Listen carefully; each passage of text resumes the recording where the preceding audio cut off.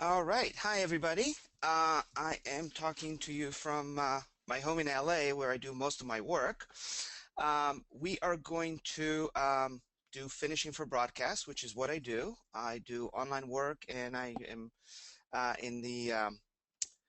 in quite a few years now doing color as a part of the finishing work. We are going to be working with footage from one of the latest shows that I've worked on called Bullseye. It's on Fox.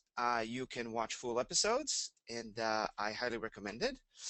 Um, Another show that I'm working on right now is Running Wild with Bear Grylls. I can't say anything about the show, but everything that, besides that, it's absolutely awesome.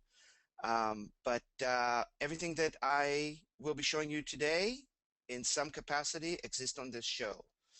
I also do color correction for Food Fighters for NBC.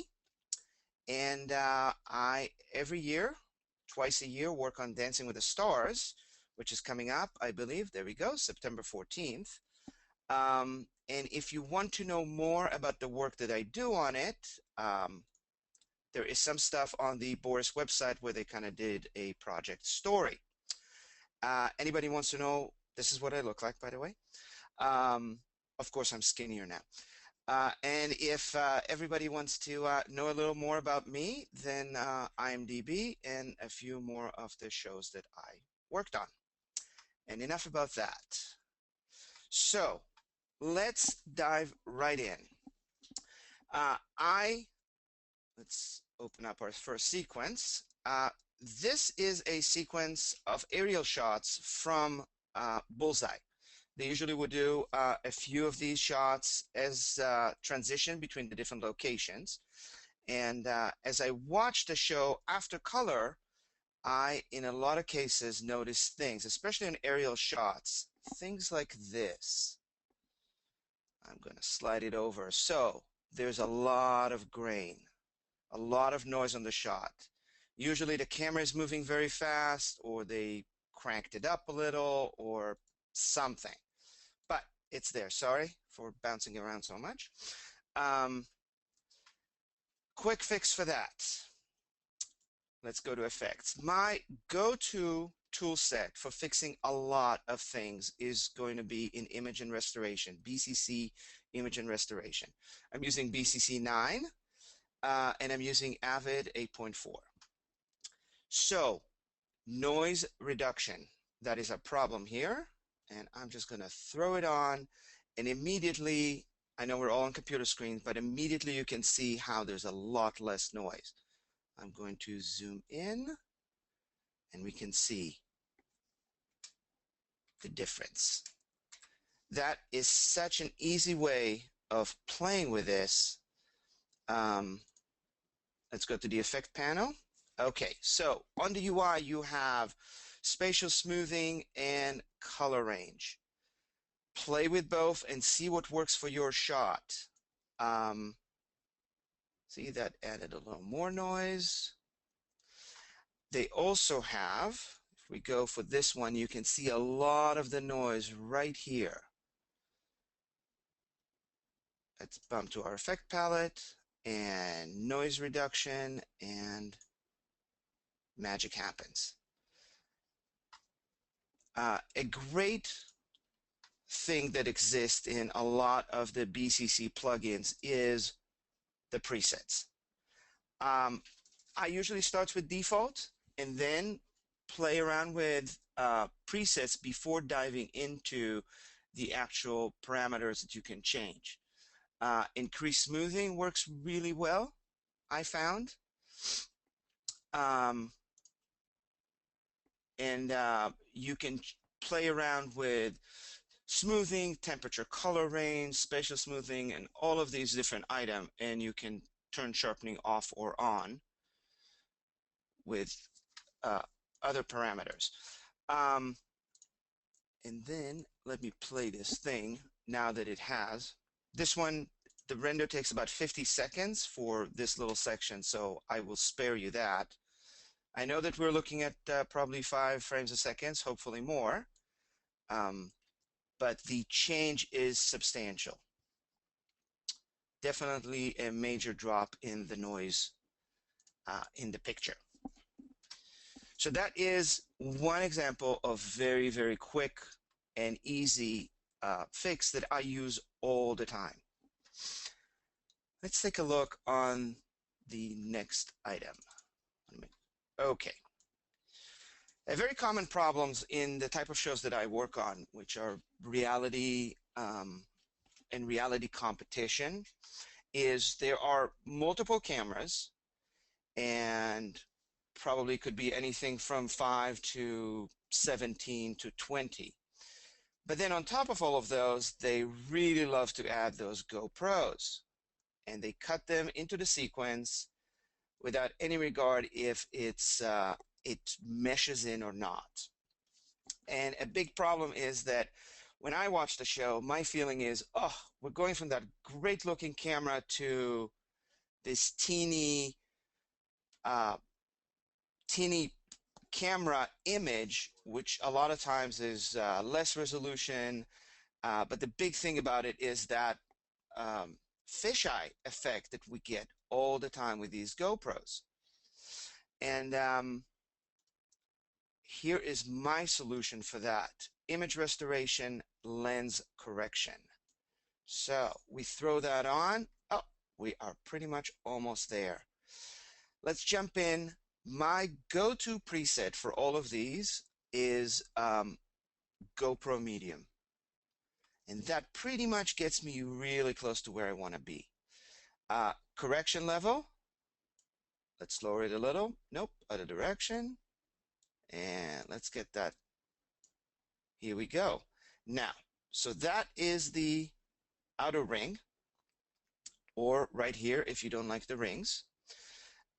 Second item is scale. So I'm going to shrink this down. This is what the fix is doing. Now, a big thing with this is, as you zoom yourself in after the correction, is you want to make sure that you are not ending with any of this. This will get you an immediate QC rejection. So we never ever want to get that, although it does happen. So there we go. We have a straight through skyline, or horizon, I should say. And when we play through the sequence, let's go again.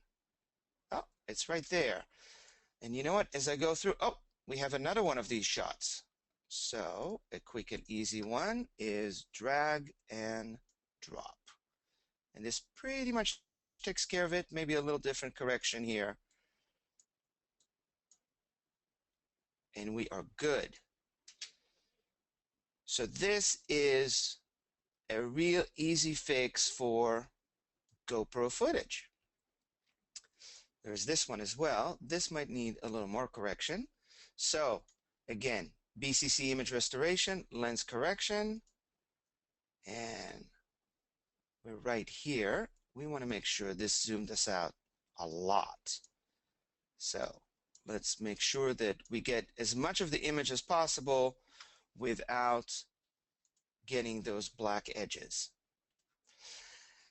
A few other items that, a few other parameters that you can easily change in this, which makes this a very, very powerful tool, are you have the things we looked at, the scale master and correction, but you can scale just part of it to adjust and get rid of that black edge we do not want. And a couple of really cool things. I have yet to actually use them, but they are there, which is a great tool for if you need to use it.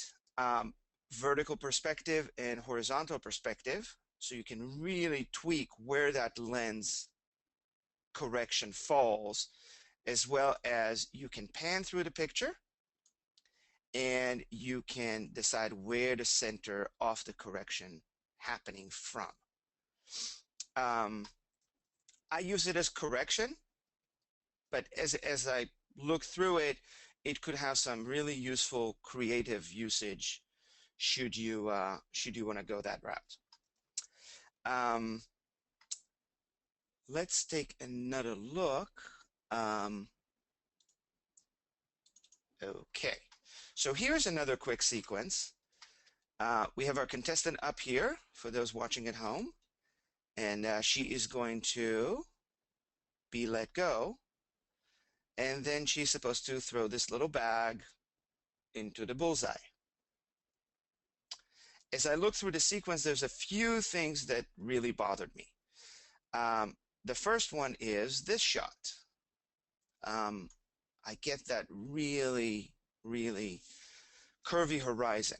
So I will start with lens correction, throw it on.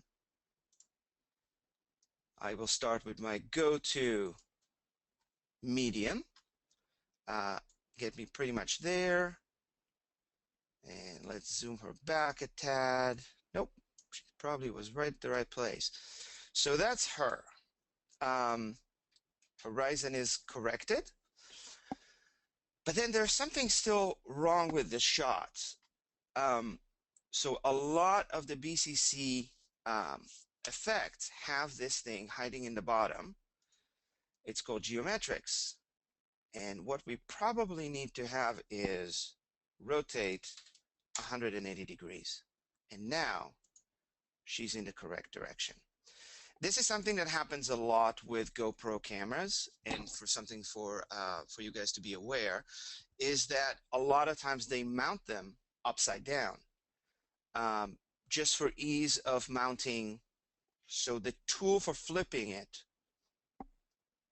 yes, the tool for it exists right there as a part of the BCC plugin. So there's no need to embed effect inside effect or layer them on top of each other or anything like that. And this will save us time in render. As you can see here, it's, well, at least I can see on my computer, it is truly real time. So that's one. And I think there was another GoPro. Oh, here it is. So if you find a preset that totally works for you, go back to the preset little pull down menu and save it. And we'll call this one Tal GoPro Fix. And I even spelled it correctly.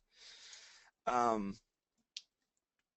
when I go to the other GoPro effect, I can easily effect palette. We want our lens correction. We're going to go into it, effect editor, and load it. And I believe that once it's right here, once I reboot the software, it will actually appear in my pull down menu. Really cool thing. Another way for us to see all these presets is the effects browser. I believe this was introduced in BCC 9, and it is opening up. Here it is. So this will allow us to watch the clip or a short part of the clip, which is looping, and then quickly go through the existing presets until, of course, I found the perfect one, which is my GoPro Fix. Apply. And it's there. Super easy. Now, here's another thing that as I was watching the sequence, I noticed. This shot of our host, Godfrey, one of the two, is really shaky. Sometimes shaky shots are a part of the show, but in this case, because everything else seems to be intentionally fairly stable, it was not. The camera is up on the crow's nest, probably about 50, 60, 70 feet up in the air. So let's try and see if we can stabilize this shot. Optical stabilizer, image restoration, optical stabilizer, and oh, I guess it wants to analyze, obviously. Analyze, super quick. As you can see, the shot itself is about a second. And let's take a look. And just like that, boom. I'm going to leave it on a loop, and I'm going to talk about this a little. a lot of what we do in online sessions and finishing work is we do the screenings with the clients. We do the screenings with the executive producers, with the directors, sometimes DPs. And for them, they have worked on the show for a very long time. This is the final pass, and everything needs to look perfect. Sometimes you go through the screening and you get to a shot like this one, and they are upset that it's shaky. A great solution like this optical stabilizer that you can throw on and easily show them how quickly stuff could be done, a lot of times makes you the savior, at least in their mind. And that's a great position to be in as you want to maintain your client and kind of keep them coming back because you show them magic, and everybody likes magicians. At least I do. Let's take a look at the next quick sequence. My goodness, I am going through these fast. I'm going to slow down a little. Here is another shot where the sequence was shot. This is Kellen Lutz, the host of the show. And as I look through the sequence, I have another shaky shot right there. So, as we have just seen, optical stabilizer and quick analyze.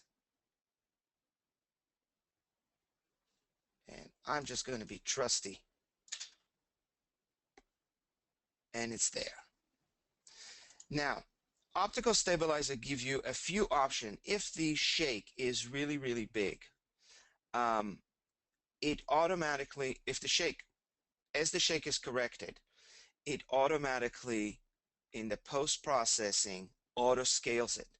So this image was shaking just a little bit, so it already did the scaling and we can barely see a difference. But we can also choose not to do it that way, not to have an auto scale, and then we will see the edges as they float around. Another great, I pretty much always use the, sorry, let me get back in there. I pretty much always use the auto scale. But another thing I would like to point out, this stabilizer is not just for what's known as translation, up, down, left, right. It will also allow us to do rotation and zoom. So it is really good on basically handheld cameras, fixing those and not just correcting for wind adjustment and stuff like that. We can actually give it a quick try. I think this shot was a wee bit shaky as well. And let's see how it works here. And we are at, sorry, optical stabilizer.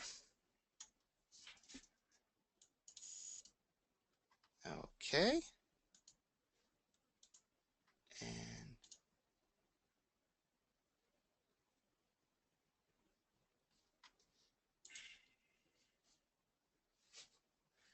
And it didn't clean everything, but it definitely smoothed out a lot of that shakiness. So this is a great tool. It definitely worth playing with. And I find that it also gives the video texture this just an extra level of smoothness that is really appealing. Let us go to, all right, so here's a quick sequence, and as I'm watching the show, hopefully it's easy enough to see on this, let me do this, okay. We call this Focus Optional Friday. This seems to happen a lot as the week goes on during production, and we end up with a shot like this.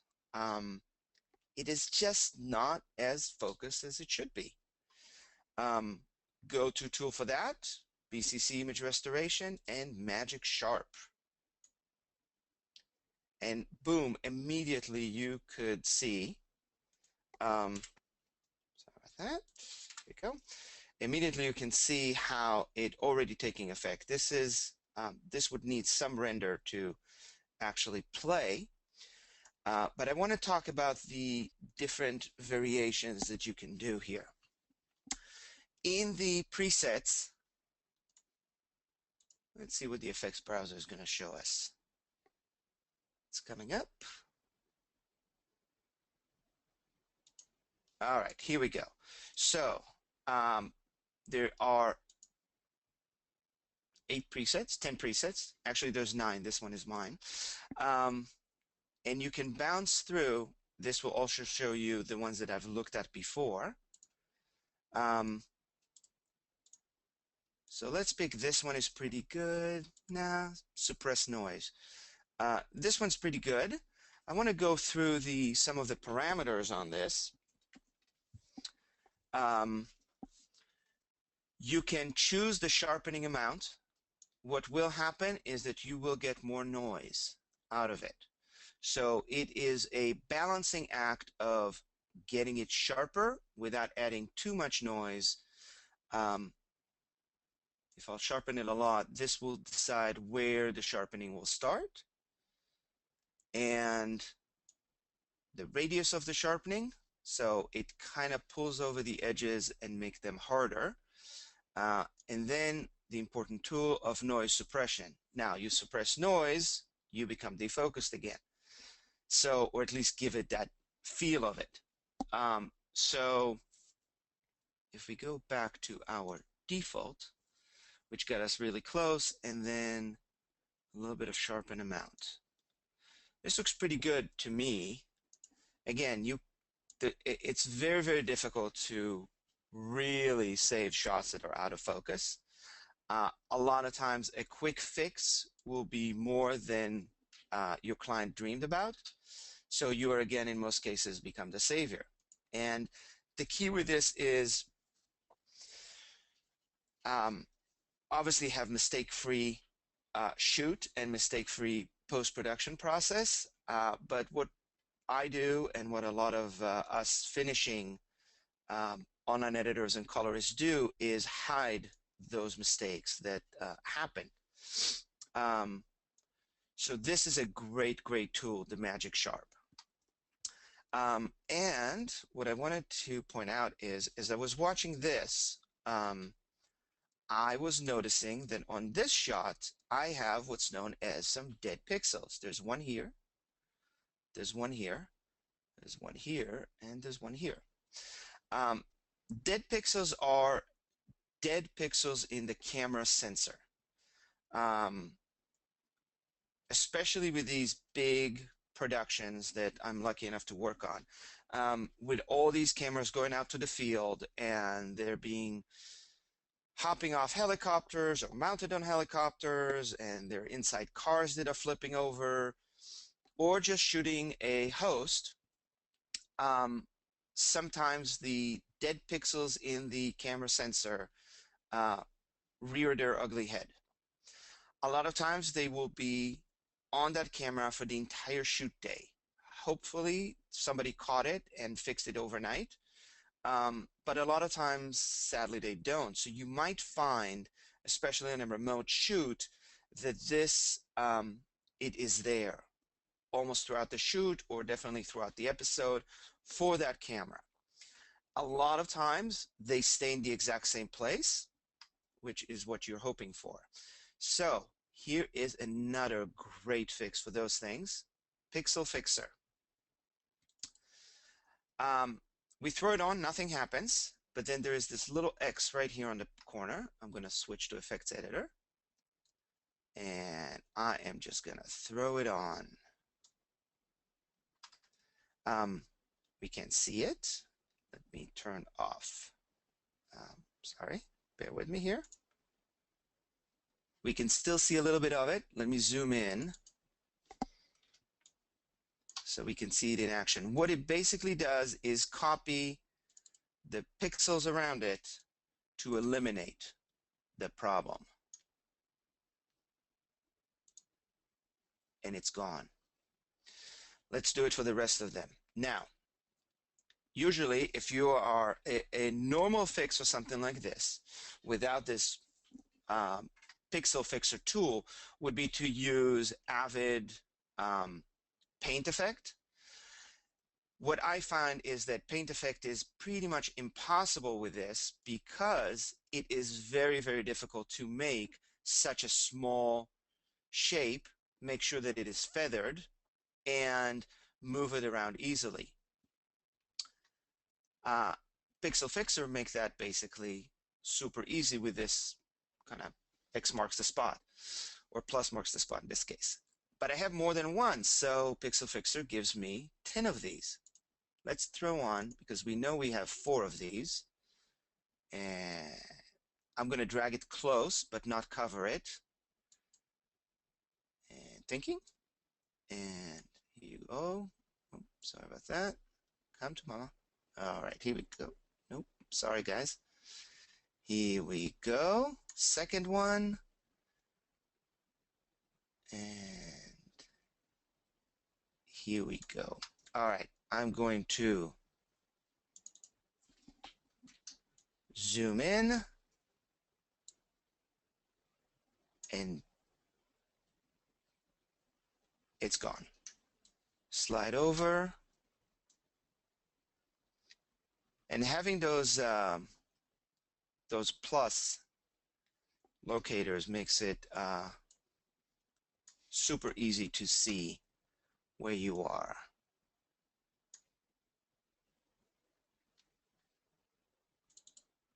And I'm done. A very quick render.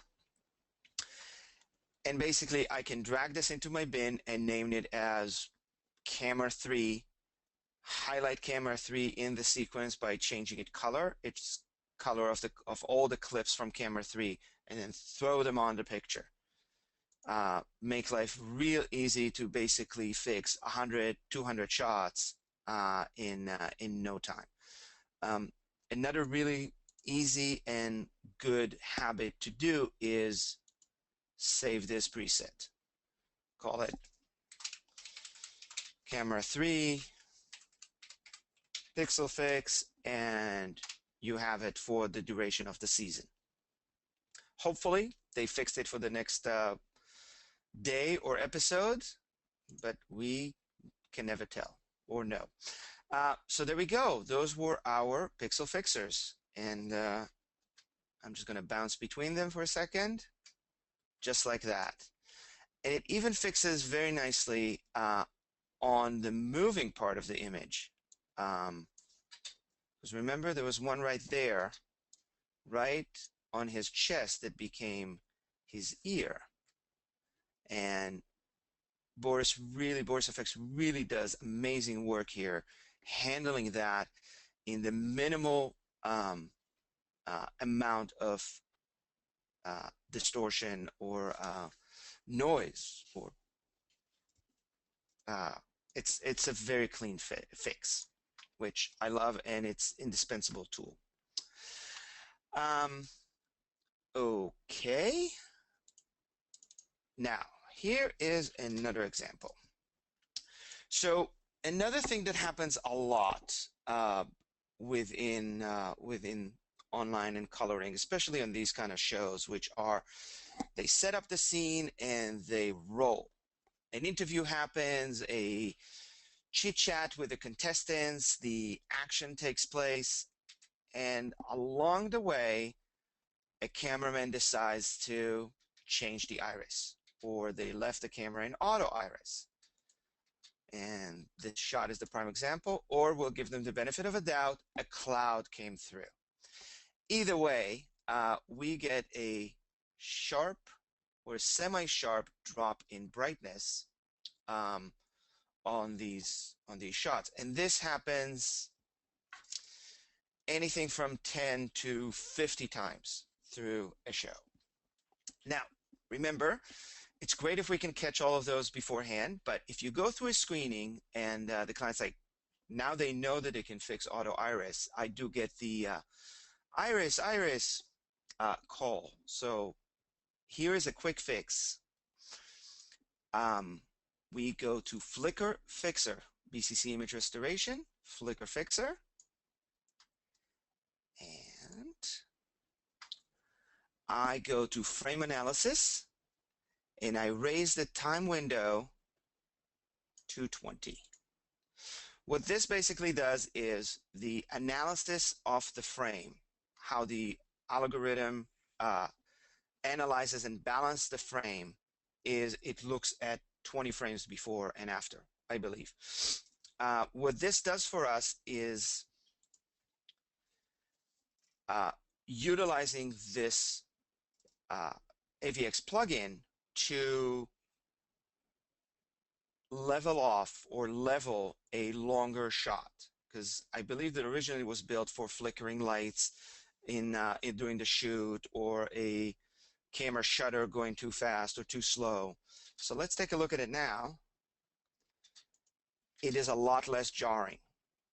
So when things are less jarring, when things are eliminated and cleaned out, what we end up with is the show. People watch the show, they stay with the story, and they don't pay attention to any of these technical parts of the show, which are important, but they will take away from the story. And when people leave the story, then we end up with probably less ratings, and we don't like that. So a lot of what I covered here is, as you've noticed, is to make those things as invisible as possible. It's all a part of the invisible art of things. Now, as you go through the screening and the client is watching watching the show and they love what you see, do feel free to point out what you have done. Otherwise, they will truly think that they shot perfect show with no dead pixels and no stabilizing issues, and the GoPro is basically the best looking camera. Sorry, and their GoPro is their best looking camera, and the lines of it are always straight, and so on and so forth. So feel free. It's what I do. So I would recommend show off from time to time as you go through to your client what you have done. I'm about to switch to something else. I don't know if Jesse or Peter, if there's any questions before I move to the next part of this demonstration.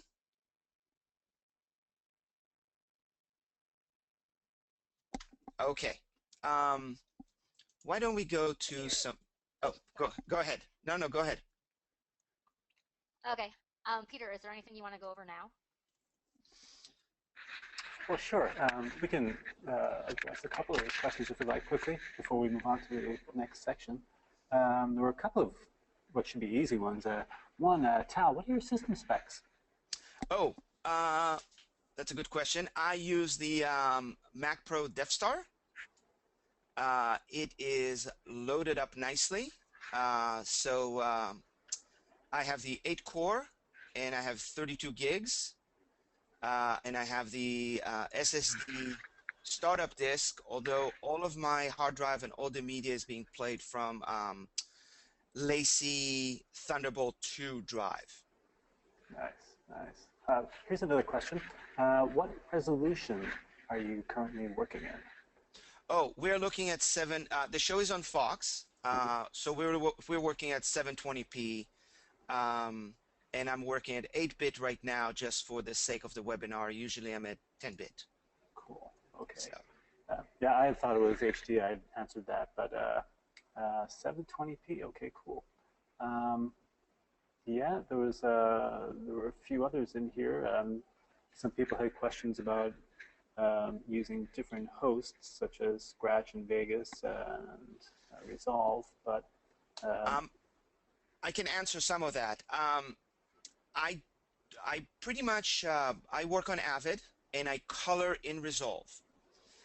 So all of the reason the clips and the timelines are blue is because they're colored in Resolve.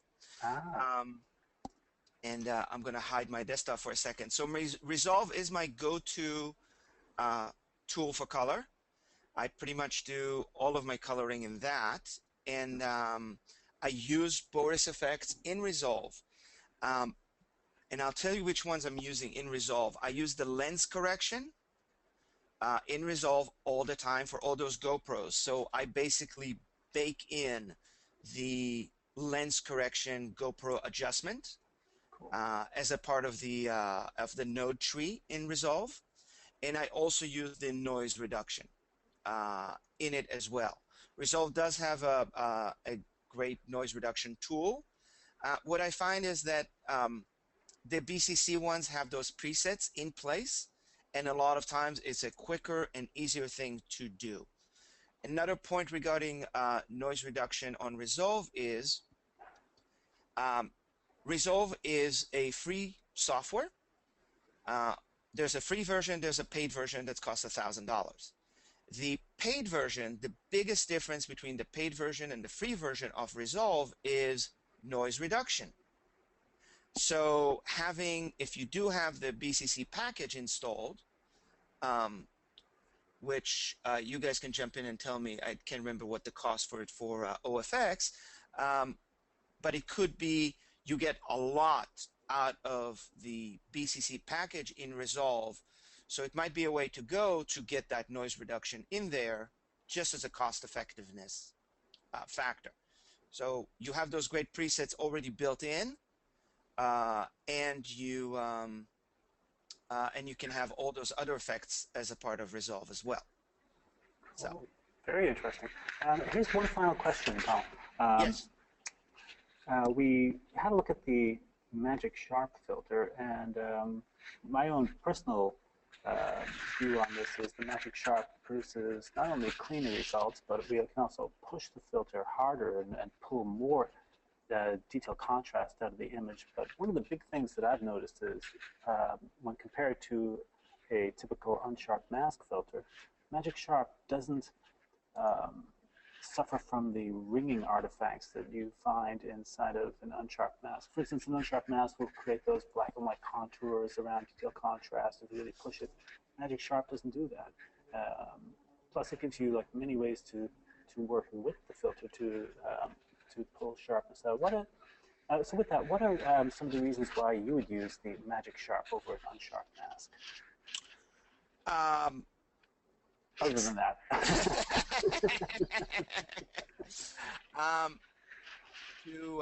To be totally honest, because it's there.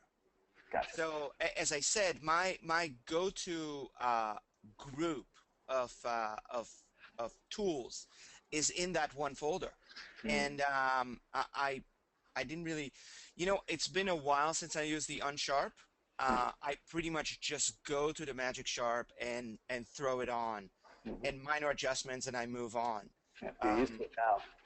So a big thing of what I do, an average timeline of, for example, this show had between 1,200 and 1,500 shots. I have about 2 days to prep it for screenings. So it takes me about a day to color the show, and then I color for about 8 to 9 hours. I come back the next day and I watch the color in Resolve. I make adjustments. I render. I bring it into Avid, and then I render everything, make sure everything is in place, and then we do the screening. So as I go through, I need tools that just nail it, and it's if you look at my plugin set here, I have quite a lot.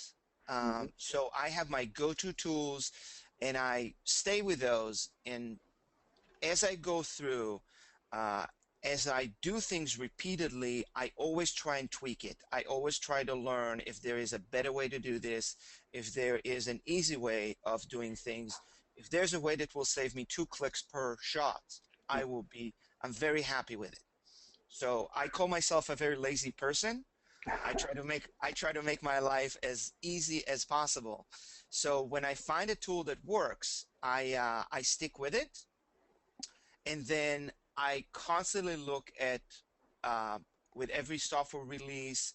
I always try and look at what's new, what has changed, what can I work with, what can I utilize for better work. So when I saw Magic Sharp, I think in one of you guys Boris FX webinars, I was like, oh, okay, here's a tool, um, unmask uh, Sharp.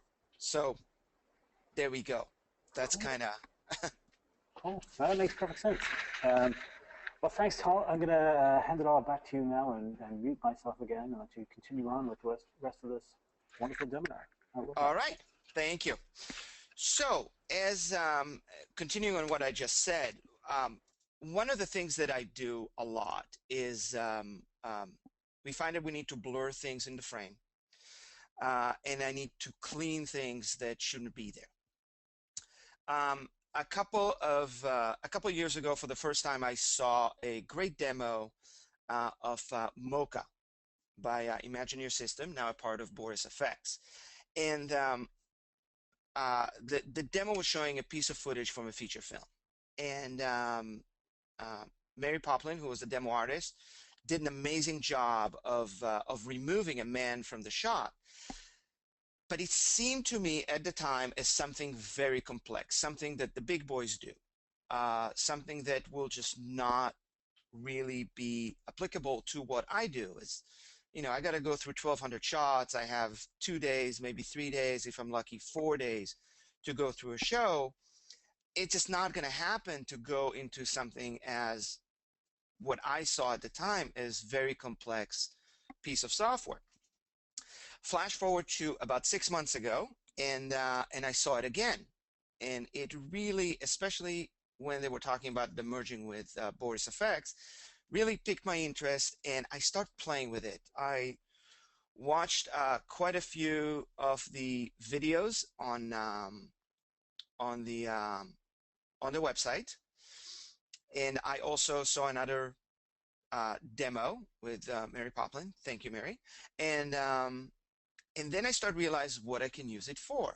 So I want to show you a couple of really cool examples. Here is a shot. We have 5 people in the shot. They are freezing cold, so they are moving a lot. And let's assume, for the sake of demo, that the client says to me or you, I want to blur all 4 faces.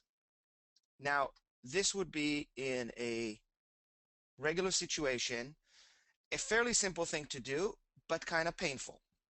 In most cases, what I would do, I would go to Avid Image, I will put a paint effect, I will draw 4 circles on their faces, and then I will track all 4 of them, change them to blur, and so on. Let me show you something else. So I'm going to just go through the entire round trip. I'm going to export this piece of video. We are going to put it on Boris FX webinar and in Boris FX webinar Mocha. Blur 4 faces. Now I have a preset for it, and I will open that preset right now. What I'm basically doing is I'm sending it out as a QuickTime animation movie, millions of colors, best. No need for sound. And we're going to do OK. We're going to do save. And we're just going to call it, we're going to put it right there. And it's usually you're correcting 1 shot at a time, so it's a very quick export. One more thing I would say about exporting is a lot of times, I'm doing this for the demo, so I called it blur 4 faces. But a lot of times what I use for the name of the clip, I go to the first frame of it and I name it the time code of it, the master time code. So when I come back, I know where to put it in my big sequence. Okay, let's jump into Mocha. I use Mocha Pro because Mocha Pro, there's, I believe, a few levels of Mocha. Mocha Pro has this really great tool called Remove, which we will play with in a second. Choose, I open up the clip.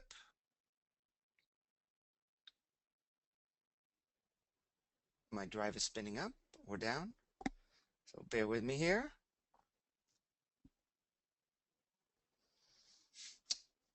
Here we go. Blur 4 faces. Open. So here's the clip. This is the mocha interface. I will not even presume to properly teach mocha. But as I said, there are a lot of really great videos that cover all of these things, what every single one of these is, and how to do these. So play along with me. I'm going to zoom in, holding the Z button and holding the X button. I'm going to turn this off. And this is your spline tool. So I'm going to mark their faces and right click to stop the marking. I'm going to select all of the points. I'm going to round it up and I'm going to give it a slight edge. I'm going to do that again for this gentleman right here. Right click, select all of these, round the shape, and a quick. And do it for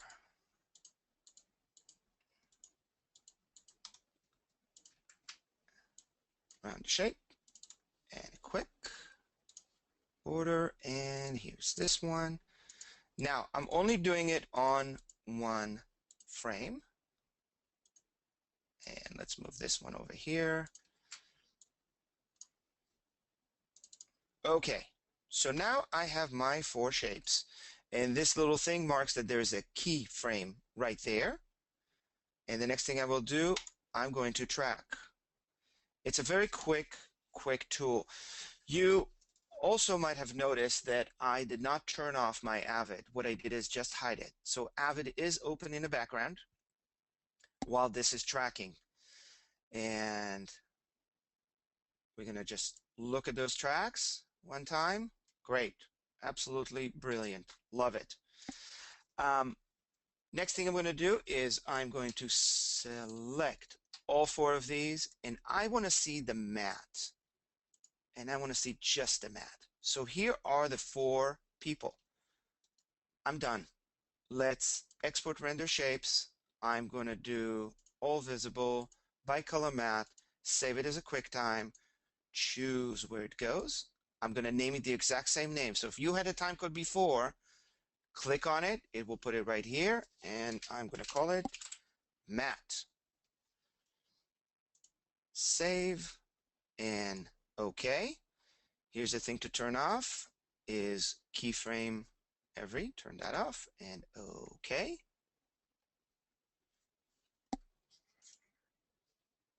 It's a very fast render, as you can see.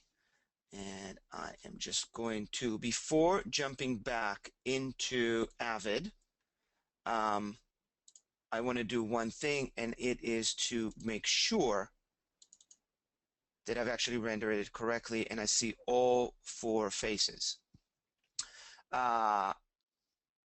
This is rendering at animation, full resolution, 5994.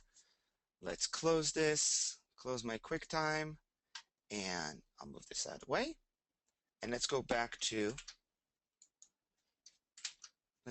our Avid, and I will do, here is my bin,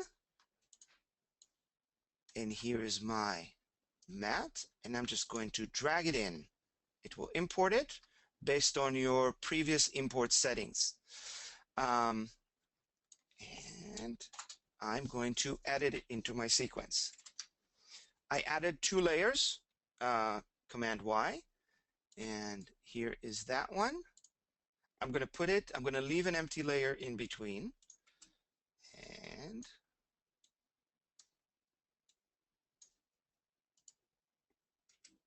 why are we not editing? Oh, I'm sorry, because I'm in effect mode. Okay. So here is our mat that we just created. Now, we need to blur, right? The client wanted it blurred. So client is always right. Remember that. Let's go to blur and sharpen, and let's pick Gaussian blur. Okay. I'm going to jump back into my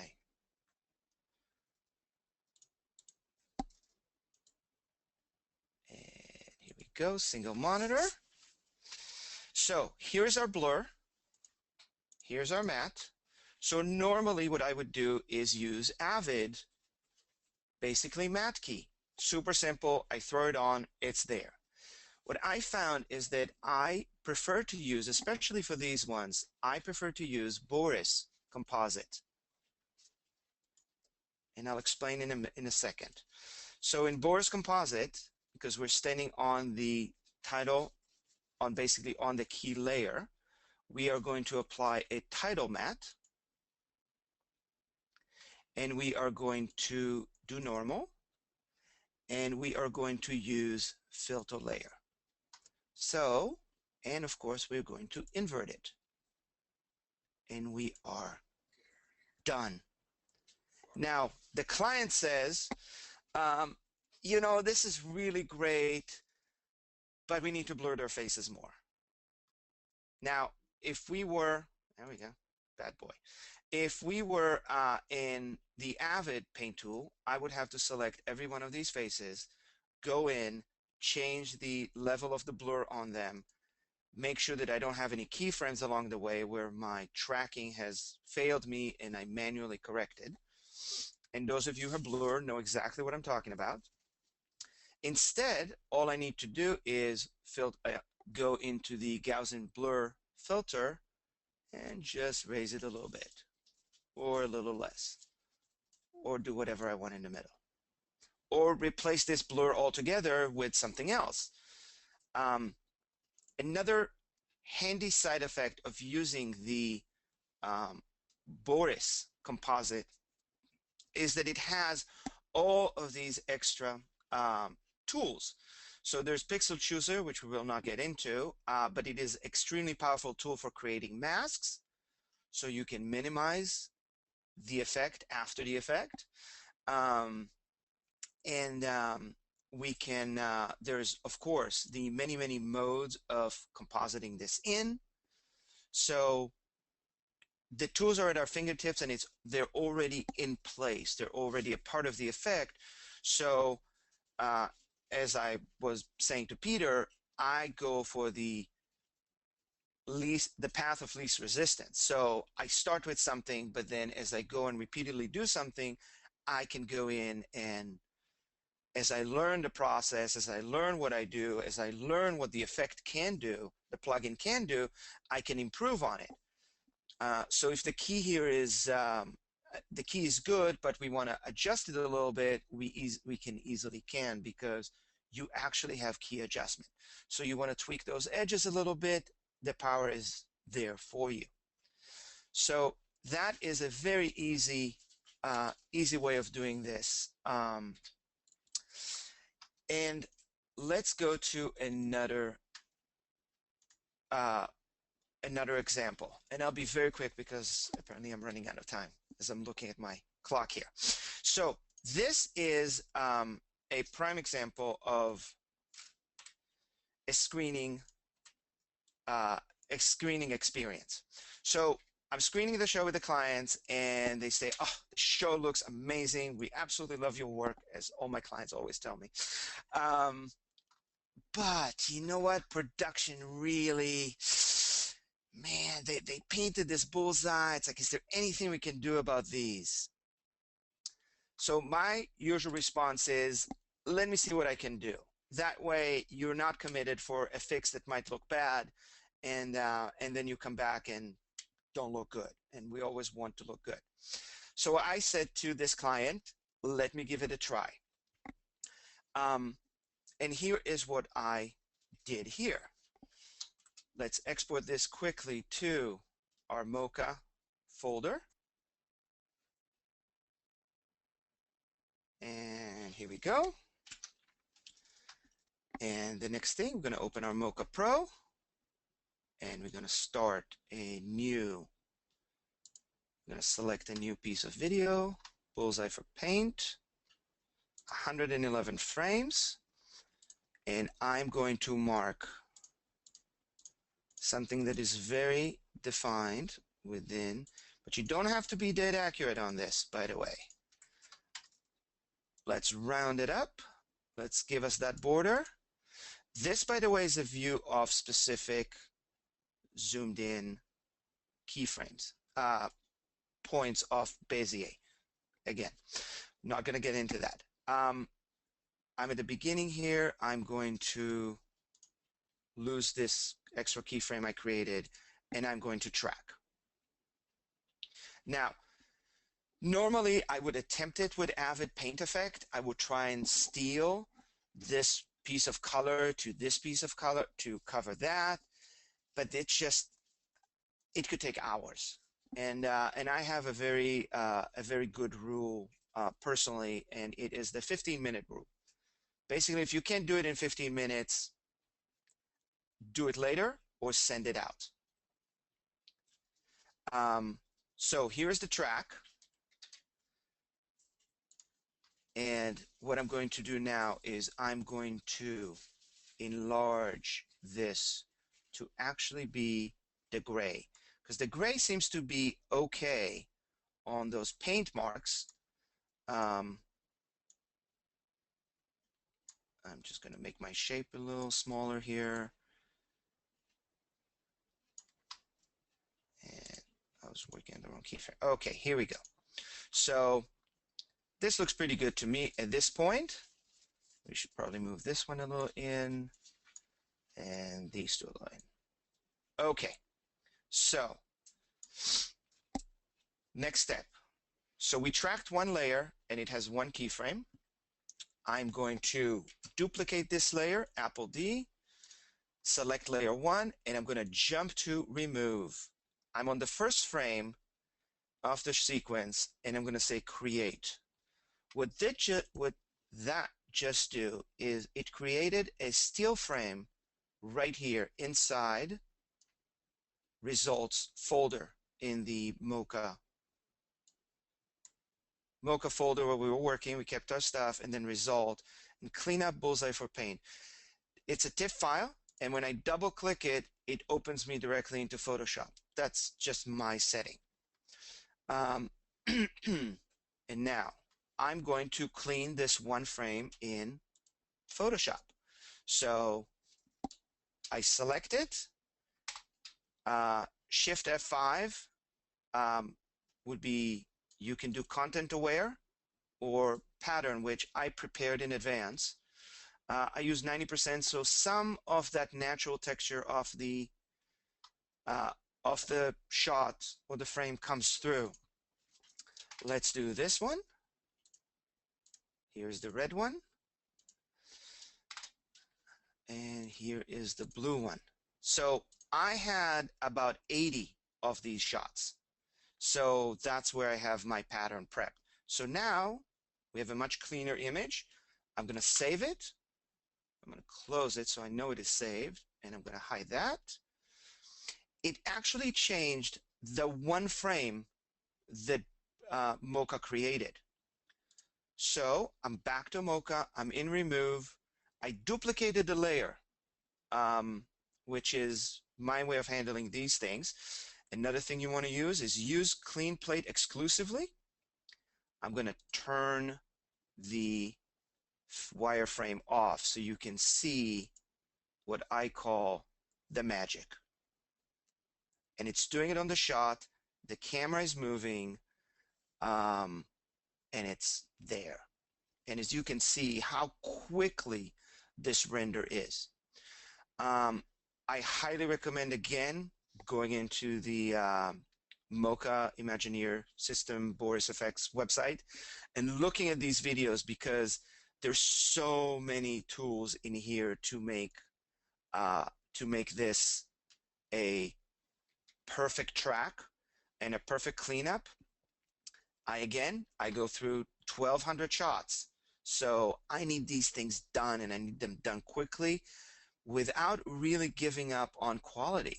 So this just did just like that.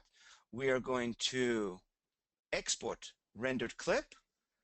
I use QuickTime Movies, and we're going to call it Bullseye for Paint, and it's going to be fixed. Okay, and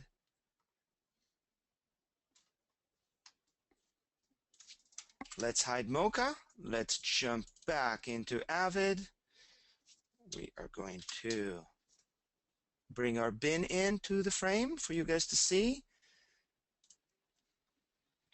And sorry, as I rearrange my furniture here.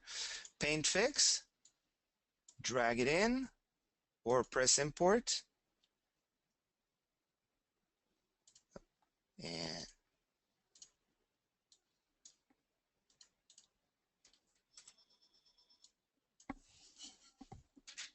And we're done here. I'm going to jump to the big screen and paint it. So this is, and that was another shot. As I said, there are probably about 80 shots of these, and I managed to go through all of them, learning how to do this in probably a day. I want to show, I'm not actually going to jump into Mocha, but I want to show you another prime example of fixing on Mocha, which I did. I redid this last night, and it took me about 15 minutes to do. So this is a giant crane shot showing the track, and as we go to the end of it, here is production. Thank you very much. Now, some shows don't mind that at all. For some reason, and I thank them for it, the shows that I work on hate this. They hate to see that there is production in the frame. For them, it takes it out of the story of the story of the show. So, sorry guys, 1 second.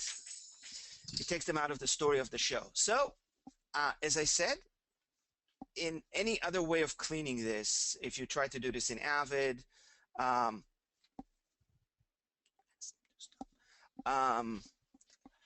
if you do this in Avid, this would be absolutely impossible because the crane move is just not trackable in basically point tracking, which is what Avid does. So here is what I did. I basically did exactly what we saw in the last example. I went in, I picked up that one frame at the end, I tracked that television city, as they call it. I tracked it and I painted that one last frame, and it's gone. So when you show this to your clients, you are their savior. And I remind you, it is a fully organic crane move. But here's the risk with those kind of things. You show this to your clients, they say, this is great. What about, here we can see it big, and my cleanup happened all here, again, in Photoshop, which I'm not a very good Photoshop artist. But the clients, as I start saying, the clients on things like that get greedy, and then they say, but what about that guy? What are we going to do about this guy? So you have to go back, load the same shot again, and paint out the Jeep. And that is my demo of BCC plugins and my favorite new toy, which is Mocha. And in preparing for this demo, I was officially told that soon Mocha is going to be a plugin into Avid. So this whole throwing the shot, exporting a QuickTime movie, fixing it, bringing it back in, all of that is going to be eliminated because it's just going to be an AVX plugin. I throw it on, I double click on it, and I'm in the Mocha interface to fix things, track them. Also, Mocha, I believe, will be a part of the BCC. The Mocha tracker will become a part of the BCC. But Peter, if you want to jump in on that. But that's all I got, guys. And if you guys want to see any more of this Mocha stuff, let them know and we can do something about that. Hi, folks. Yeah, so just to wrap this up, I mean, there were a couple of questions about round tripping and exporting QuickTimes out to work with Mocha. And as Tal briefly mentioned there, we're currently working on a way to eliminate this, what could be considered a slightly more difficult workflow. I mean, we're going to have BCC a Mocha plugin. It'll just be a direct plugin. Just drop it on the timeline, click, and it'll launch Mocha right up inside of the Avid, which is going to be remarkable. Truly a huge time saver. And in addition to that, you're going to find in BCC 10, which we were demonstrating at NAB this past year, you're going to find that Mocha will be integrated into every single filter in BCC. And I also noticed that there was a question about when BCC 10 is going to come out and who's going to get it. Well, when we announced BCC 10, which was at NAB this past year, we essentially said to everybody who visited our booth, okay, well, if you purchase 9 now or moving forward until the time of release, you will get BCC 10, the upgrade, for free. So considering that Mocha is going to be integrated into that, that is just a tremendously powerful upgrade for free to new BCC 9 users. So just something to keep in mind there. But there were a lot of great questions in there. All of them I answered. They're all like showing up publicly. But if anybody has further questions, please feel free to contact me, Peter M. at borisfx.com. I'd happily engage anybody with any question they may have regarding the BCC stuff or what I know of the Mocha stuff. And what I don't know of the Mocha stuff, I can just pass you on to Mary or Ross at Imagineer, who are truly highest level of experts on that software. But Tal, I want to thank you so much for the webinar. That was wonderful, tremendously helpful. I mean, I'm just seeing comments on excellent webinar, very informative. People just really enjoyed you sharing your secrets with us. Thank you so much for doing that. Sure, my pleasure. Thank you.